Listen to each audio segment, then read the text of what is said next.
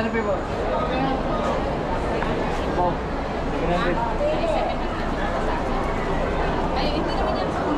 Trip S na sana, wala pa rin. Traffic pa.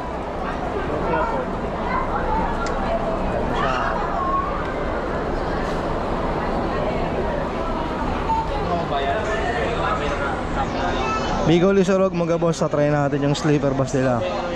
Ang problema, na Filipino time, Naga to Cubao. Dumating na tong unang sleeper bus SD, yung trip code natin letter S. Hanggang ngayon wala pa rin. So hintayin natin. Try natin itong Bicol Isorog sleeper bus, kung sulit ba yung binayad natin na 1.6 o TY lang. So ito yung ticket natin, Naga going to Cubao, upper 10 sa dulo. Trip code S, yun nandito SD. So waiting pa. 8:30 pero alas 9 na Filipino time tayo dito. Na traffic daw yung mga bus. So estimate time of arrival sa Cubao mga alas 8 na to. O baka late pa nagkataon. Anyway, charge to experience dito sa Naga. Na Filipino time. Time check 9:12. Yung bus sa Concepcion pa raw, Filipino time. Tama lang isang beses dito sa Bicol Isorog. Hindi na ulit. Ay naku, napakamahal ng ticket ko. Sa Filipino time dahil sa traffic. Like pa Airlines. Kaya na! Kiss! Sa baba niyo po, sir? Cubao. Thank you. Wait lang. Tangin na may sakay na. Sa baba niyo po, sir? May impyerno na rin.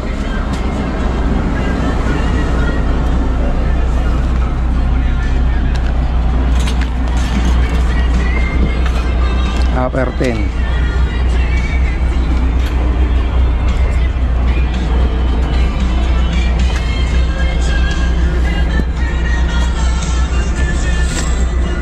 Hindi siya ganun kabango guys.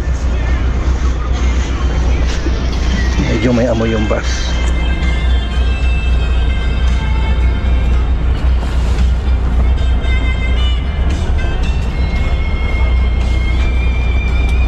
Puta, beggars can't be choosy. Yeah!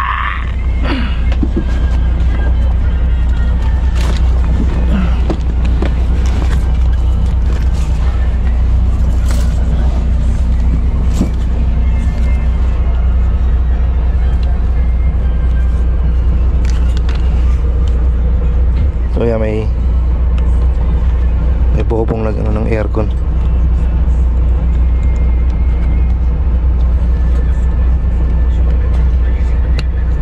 Alright.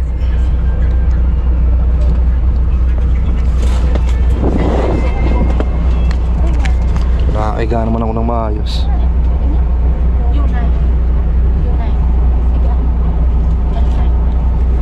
Let's go.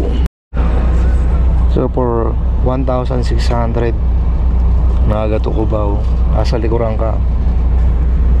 Ayan, rinig na rinig mo yung makina. So ang height ko is 5'4". Okay naman, nakasapatos pa. So magiging complain mo lang siguro dito, ay may ilaw pala, may pailaw si Mayor. Ngayon yung switch para sa ilaw. Siyempre 1.6 talagang gagana yung USB. Gumagana naman yung aircon. Tapos kung gusto mong makita yung mga kapitbahay mo, yan.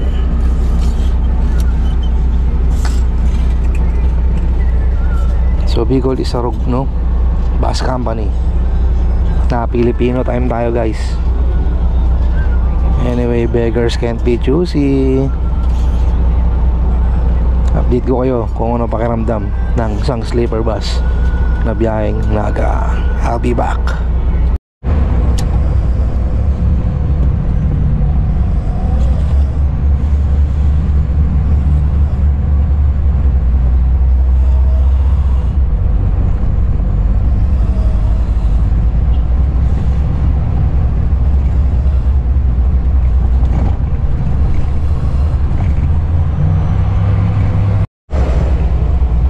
Yan guys, good morning. So naging maayos naman yung pagtulog ko dito sa sleeper bus na to. Yun nga lang, may mga katabi talagang nabihilig pa. Yan, pakinggan nyo.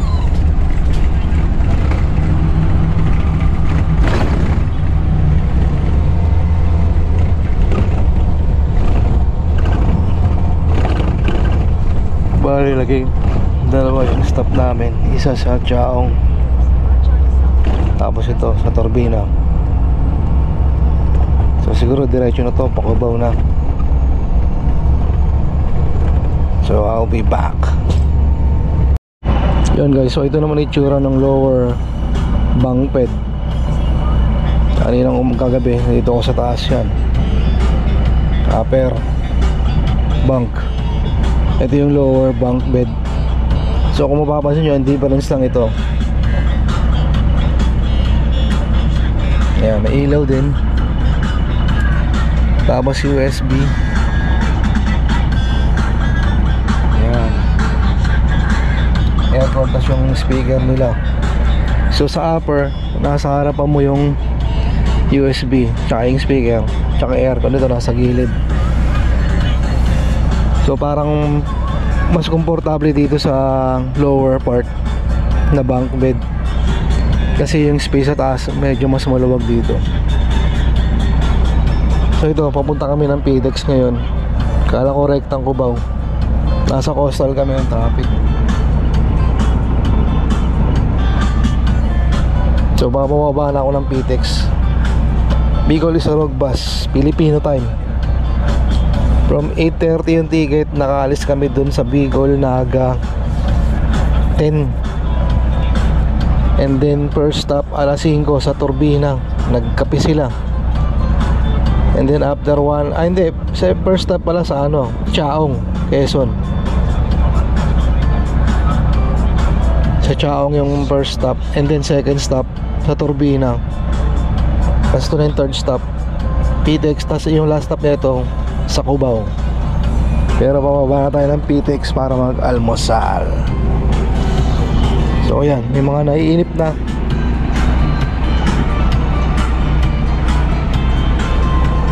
Dito sa taas yung malakas sumilik. Ayan na guys, moving na. Siguro kung di naman nagkaroon ng traffic doon, on time to, hindi kami aabutin ng gantong oras dito sa coastal. Pero ganoon talaga. Sabado na, Friday night, tumalis ng Bicol from Naga.